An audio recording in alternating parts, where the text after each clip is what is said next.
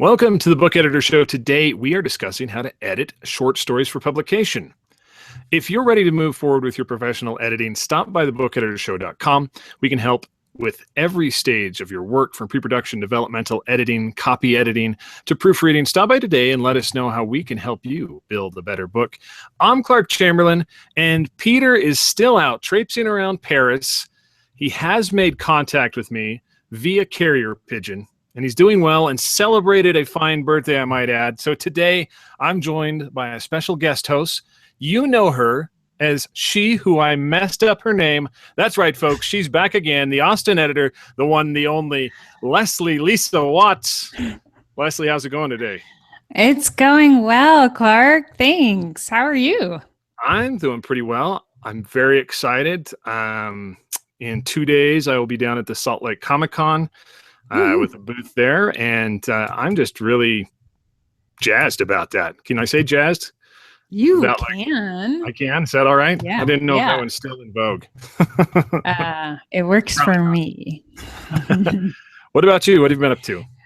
I have been, so I was just telling you a little while ago that I have a 40-day streak on my 10,000 steps, which is unrelated to editing, except that by doing that, I get a lot of energy for editing and for writing and everything else. So it's really exciting.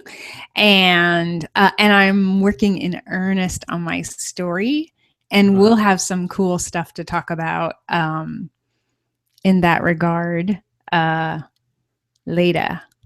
Yeah, we will. We've got some very special stuff coming up in October. Just want to tease it right now, but you'll really enjoy it. So it's going to be a lot of fun. And also later this week, we will have the Story Academy will be up and live with 4 courses on there that you can take right away.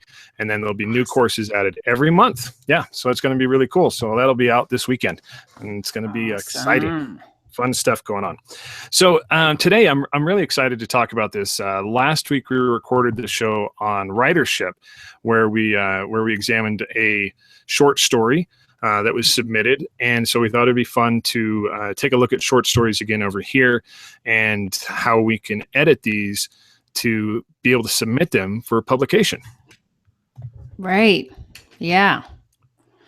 Because they're a little different. A little trickier. We talked about that a little bit, about how it's shorter, right? So you have to do most of the things you have to do in a novel. You have to just shrink them down and make it tighter. Yeah, that's right. I mean, it's funny. You think, oh, short stories, that's going to be easier because there's not as many words to write. But really, you are compressed with how much you can do. It's really, you have to play with the economy of words there, because normally when you're working on short stories, your idea is to submit them to a publication, and they're going to have a very detailed list of what it is that they want. And one of these things is a word count. They need to be, this is an example, between 1,200 and 6,500 words. So that means if you've got one that you're like, I don't know what to do with it. It's at 8,000 words. I don't know what to cut down. And you just submit it anyway. That's immediately just going to be flagged and just tossed to the side. Yeah. Yeah. People like it when you follow directions. They really do. and I don't understand why. They say it makes it easier. I don't know. Yeah.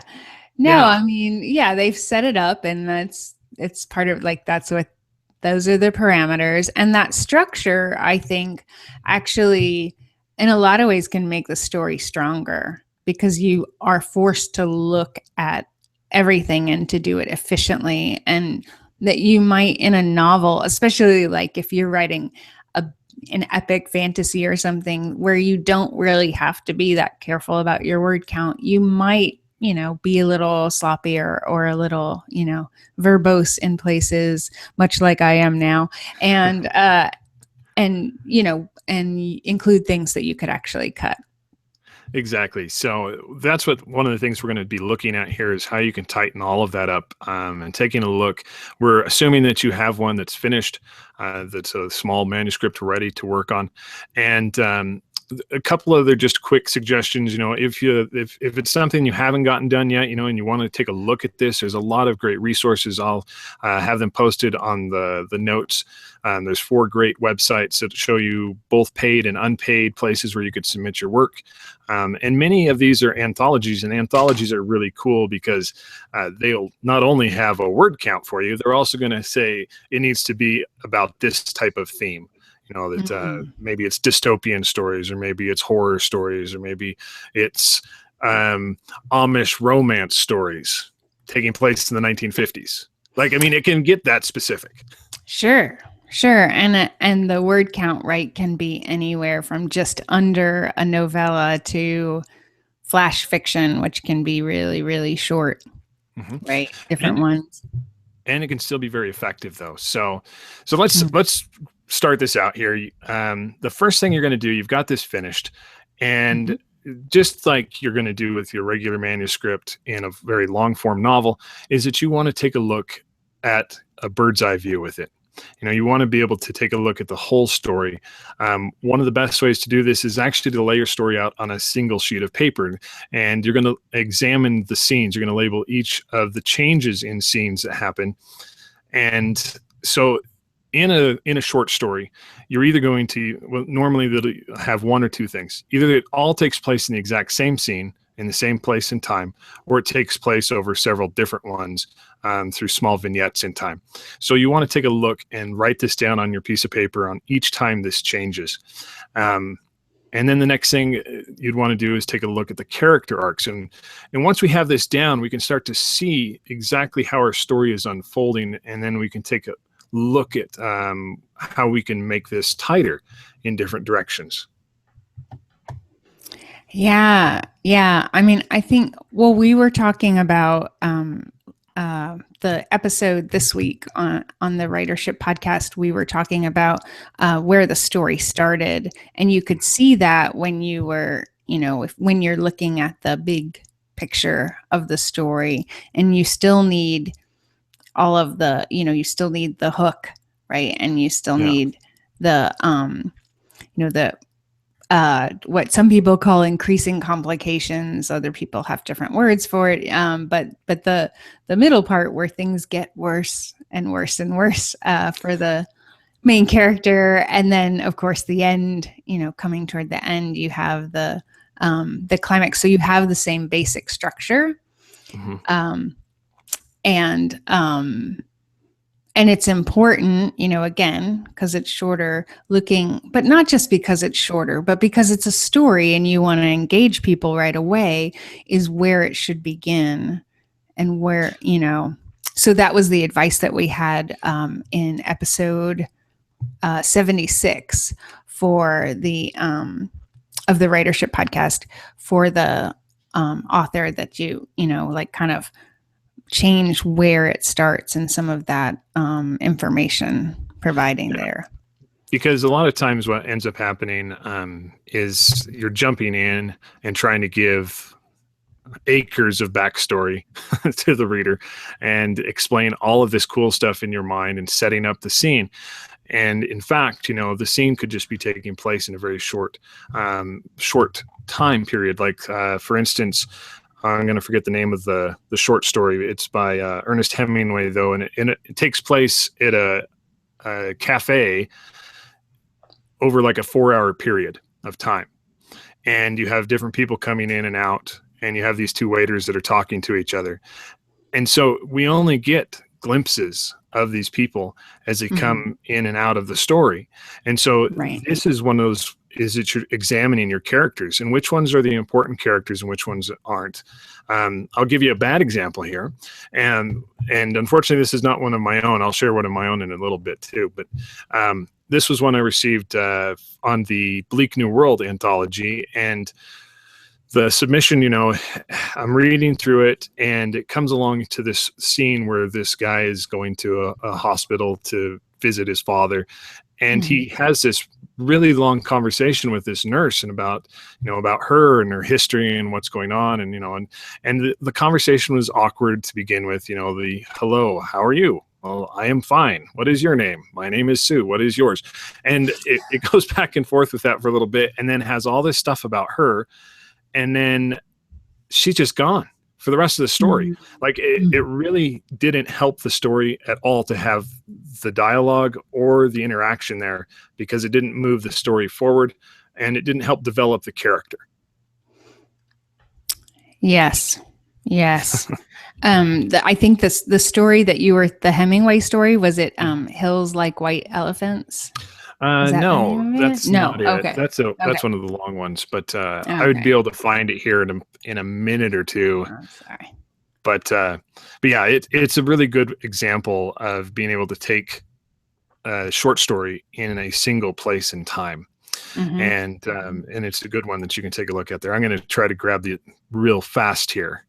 Okay. So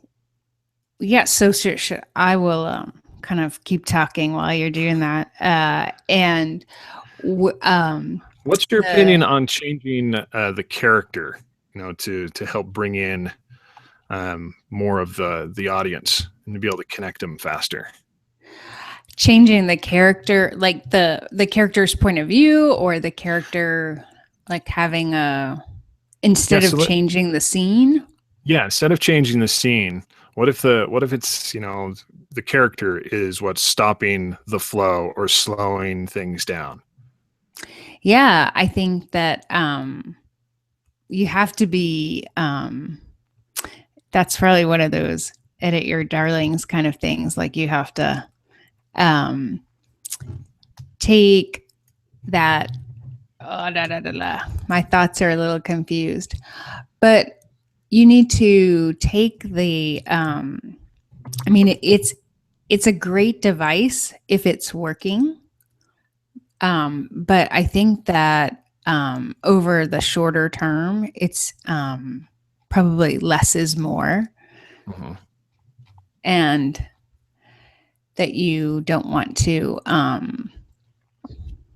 you want to make sure that all of that is working within the structure of the story, and that every person has a purpose and plays a specific role, given the genre, given the story that you're setting up, and that they're not just filler, or I need someone to be talking here or something like that. Yeah, and I found this real quick. It's A Clean, Well-Lighted Place by Ernest Hemingway. It's a very short story, but it's a great example of tight dialogue, small description, and still being able to paint an entire scene in the reader's mind. One of the things that you just mentioned, and I wanted to elaborate on, is not just having dialogue for the sake of dialogue. And one of the things that I think that people kind of forget is that we can actually summarize dialogue. We can, when two characters run into each other, you can just say they made their quick hellos and shook hands, or whatever, it is. You can summarize what that dialogue was. And in that way, you don't have to have anything that comes across real clunky and awkward, and it can save time. So you can cut down on your word count and still be able to deliver. Again, it's not showing. It is a tell method, but telling has its places as well. Right. Yeah, absolutely. And I guess the point is to make sure that when you are including dialogue, that it's the very most important things to be, that need to be said, the words that need to be said, because the dialogue is action, right? Right. And so focusing on what needs to be shown, and then summarizing what doesn't, so that you can, again, economy of words, in that tight structure, and so that everything earns its place. Exactly. And it'll help create stronger stories as well. So let's take a Mhm. look at these characters. And let's say you've got two or three or four even that are having dialogue during the short story. And you've been reading through it. Maybe you've even shared it with a writers group. And it's coming across that, the characters don't seem to be unique. Mm. One of the things that you can look at immediately when you're going through your manuscript is take a look at the different characters and take a look at these three things. Look at the length of the dialogue. Do all of your characters say the same amount of words? That you're finding that you're hitting about 10 words per sentence that the characters say, and then the other character says about 10 words. And so the length of the dialogue is all the same. You take a look at the words choice that they have. Are they all using the same vocabulary? And then while they're speaking, because we want to toss in these little actions, are they all doing the same type of thing? Are they all brushing their hair or biting their lip?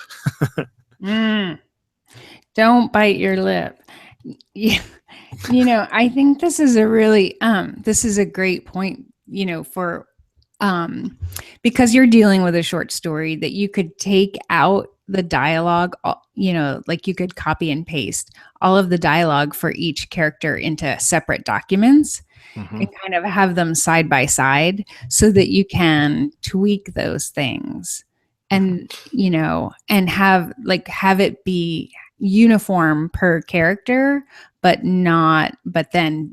different between characters, and that would be a great way to make them different but consistent with Exactly. And it sounds really stupid, but it can be the start. Like, okay, yeah. Character A only says 5 words per sentence. Character B says 10 words per sentence. It sounds really kind of idiotic, but if you can start to do that and you can start to think, oh, they always overspeak, they always underspeak. They're saying more with their body language than they are with their words. And you can really start to develop the character and then give them a unique voice. Right. Like that, because that reminds me of the post that I wrote about for last week on desires, and that when you I'm gonna lose my train of thought. No. Say what you said again. I'm sorry. So that the so that the characters can end up being unique. Yeah. So I guess what I'm saying is that what they say will reveal a lot more, and that you are, it is kind of basic, but it's like it's just like anything when you're starting, I think, is that you're dealing with the smaller blocks of things, the smaller like you have to break things down and kind of deconstruct it before you can really understand how it all works. And so that's just one way of doing it. Some people can probably do it more naturally. But for me, especially, like, everybody sounds the same. For your characters that you write? My characters, they all sound precisely the same until I break that down and understand who they are and what they want. And then it's a little easier to think, oh, well, this guy says more cuss words than this other person who never swears at all. And those kinds of distinctions. Yeah.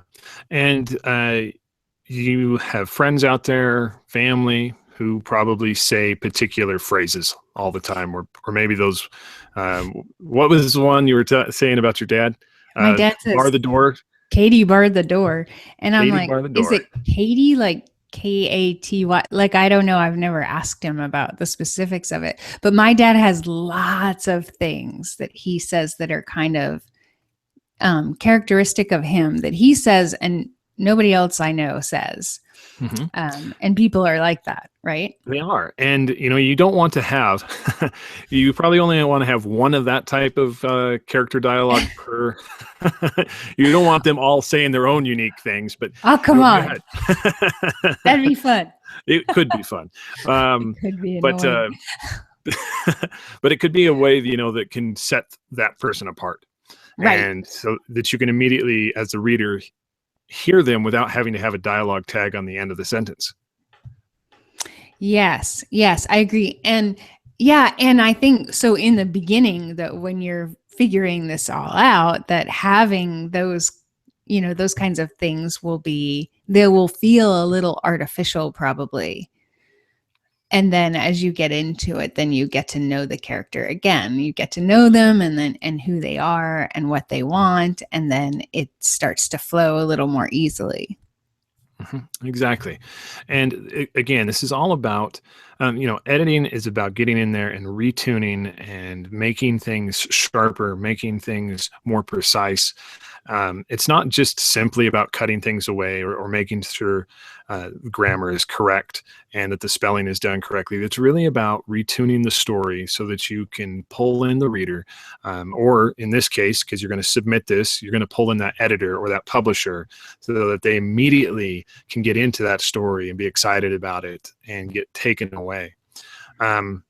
So we've talked about, looking at the larger scene. We've talked about the characters and making sure that our dialogue, that we're having unique characters that we're building. Another thing that you'll want to take a look at is the overall pacing of the story. Like you're going from different scenes. Like I definitely go out and check the episode on ridership where we do the short story, because this will really show you, because you can go and take a look at that and you can see what we're talking about, where we're talking about choosing where to start the story and also the pacing of the story. Because you'll notice in those first 5 pages that it was all backstory, and the pacing of that backstory was particularly was long. Sentences were drawn out, and so if we wanted to immediately grab someone's attention and pull them in, maybe if we look at it and use shorter sentences at the beginning to add more action just in that sense of reading. Yeah, and along with that, some other tweaks are to use very strong verbs. Right. Crisp verbs that are, that have punch. And I'm trying to think of some with lots of consonants, not continents. But definitely staying away from danger words, where we end up using words like wonder or ponder or think and thought and feel and felt and the understood, and anything that has an ly on the end of an adverb. These are all little clues to immediately take a look at it and see if you can replace that with a more active verb. And if you notice that you're writing in the passive voice or you're talking about things, this is what happened, this is what he did back then, that might be a good clue that you're not starting as active as you should be with your story. Yeah, I think the passive voice in particular, where things are happening to the character rather than the character. I mean, obviously things happen to the character and, that's a, perfectly legitimate thing. But within the sentences, when the character is not the actor, and that the subject of the sentence is being acted upon, then that has that kind of languid feel to it.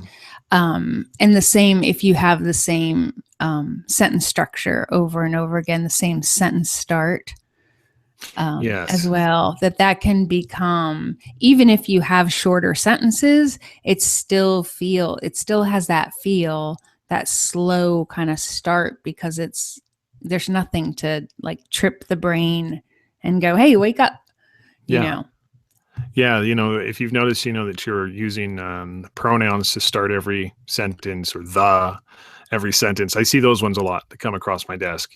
A lot of those in a row, and so it takes time. Again, right.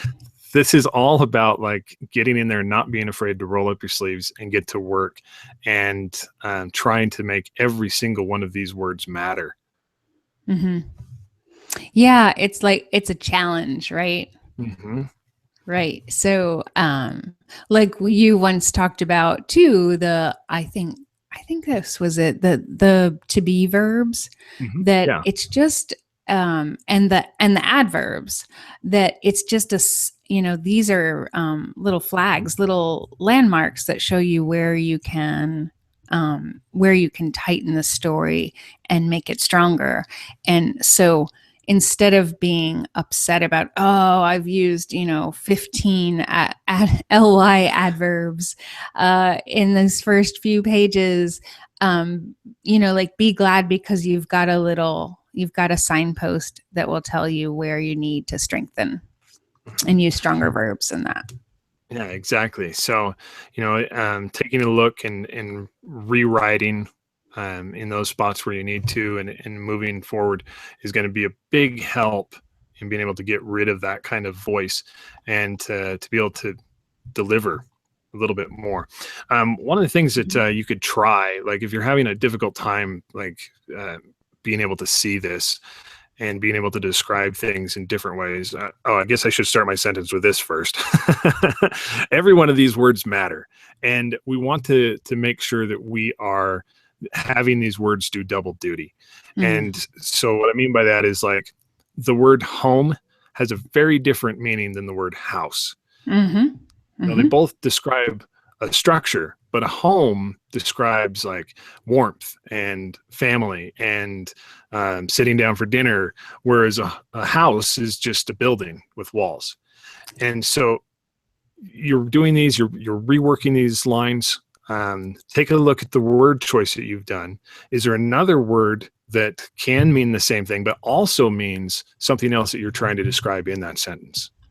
And again, the verbs are great, like, for that, because instead of somebody walked, somebody strutted, or they sauntered, or, never use just plain old move, right? Because it's one of those, like, it doesn't give you any real indication.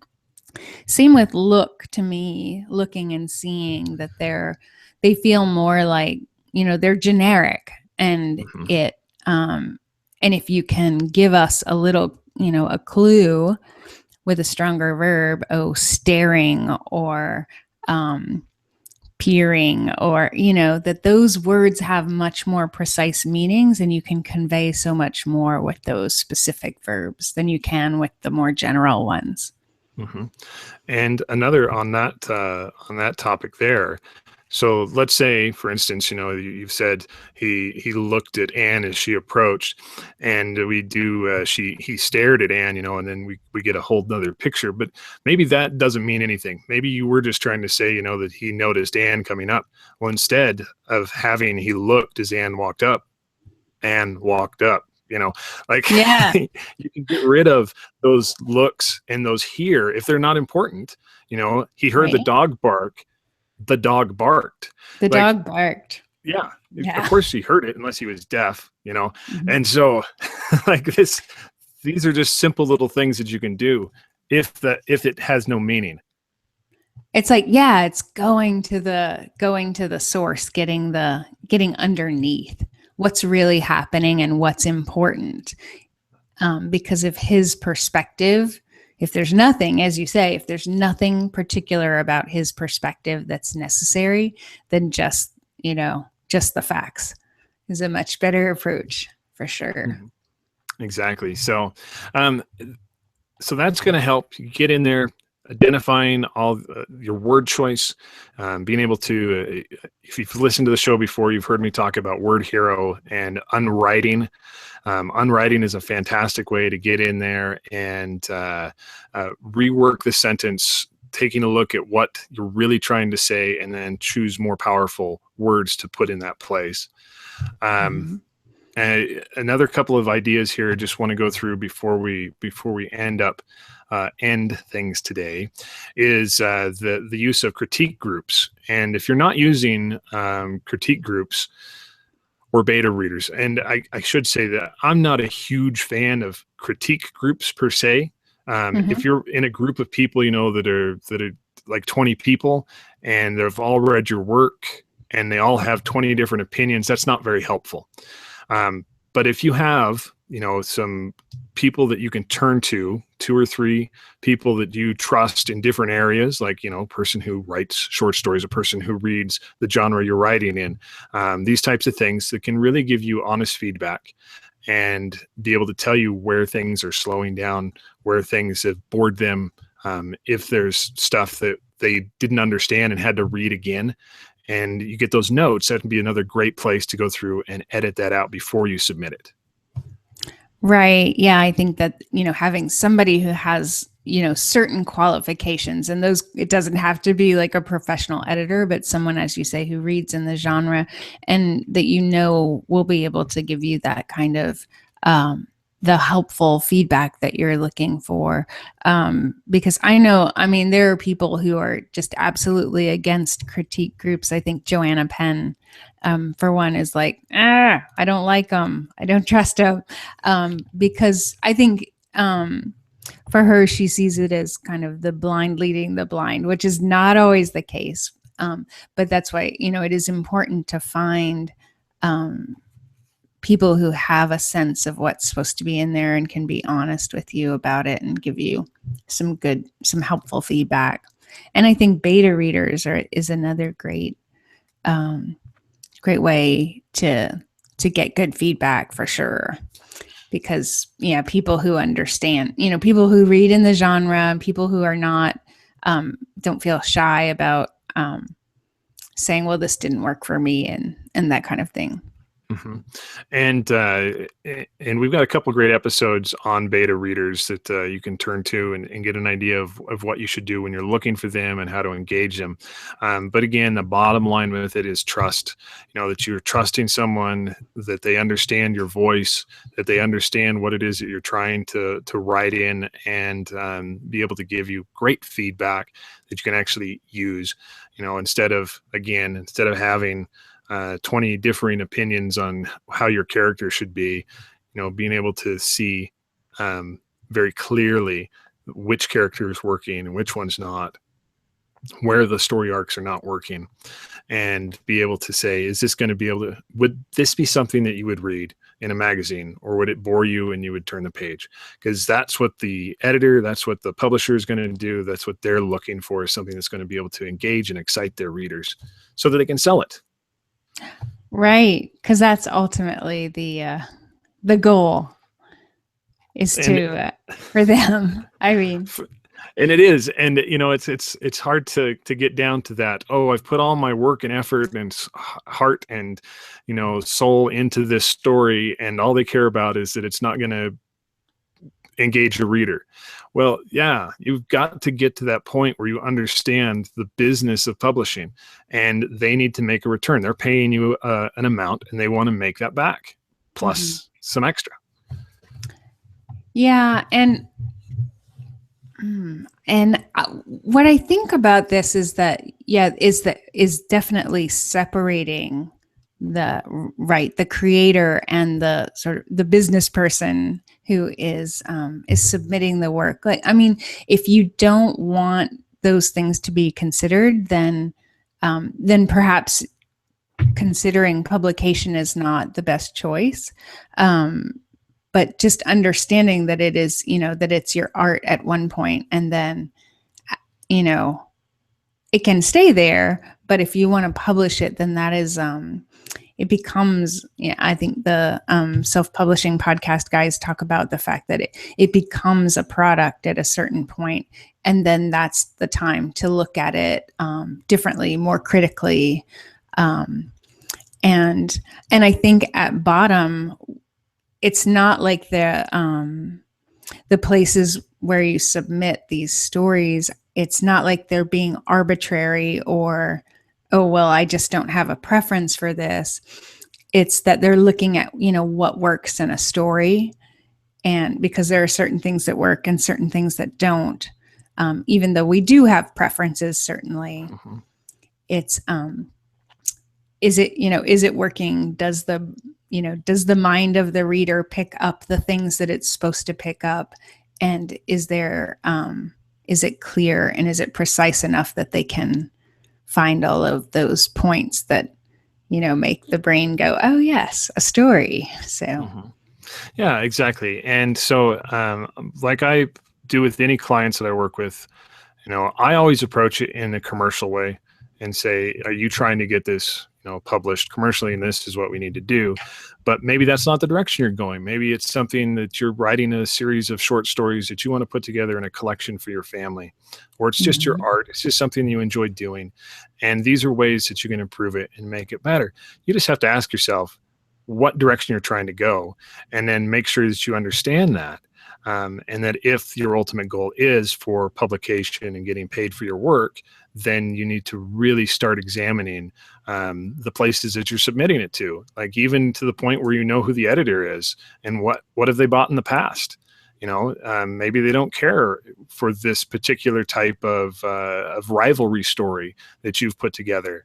And that's what you got to do. Like if you want to become a Gregory Norris who makes all of his money selling short stories, you've really got to understand the market, and you really have to understand what you're doing with your craft. Mm-hmm. And I think we went down a rabbit hole there. I'm sorry. I didn't mean to go down the publishing rabbit hole. I just...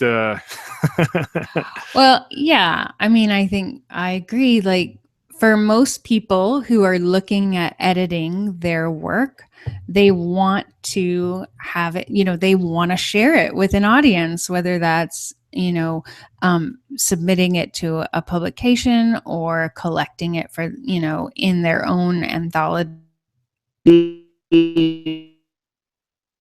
So I think it is important. I don't think it's that much of a rabbit trail. Well, we are running out of time though. So Leslie, did you want to add anything that could be really helpful to editing a short story?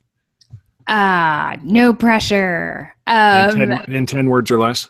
In 10 words or less. Oh, I love it. I love a challenge. So what I would say is look at what needs to be there and cut everything else. I know that's the essence of it all, but what needs to be there? What's the bare bones? What is the essence of the story? And work from that piece out when you're editing. Exactly. So, and you're going to find it. You do this more often, you're going to get better at it. You're not going to make my mistake that I did, several years ago back in college and burying my story like on the last page of the short story that I submitted to the group. And you're going to be able to find where that story beginning is, move things around and make it awesome, which is exactly what we want you to do. So, and hope you enjoyed the show. If you do enjoy it, please take the time, leave us a review on iTunes, a like on YouTube, or a plus on Google. That really helps people find the show, and we want to engage more listeners and be able to help people make their best writing possible. Also, come by our Facebook page, our new Facebook page, and like it, share it with your author friends. And if you are an editor who would like to be a guest on the show, please drop us a line at thebookeditorshow.com. And I'm Clark Chamberlain, and for my lovely co-host, Leslie, Lisa Watts, keep writing, keep learning, and build a better book.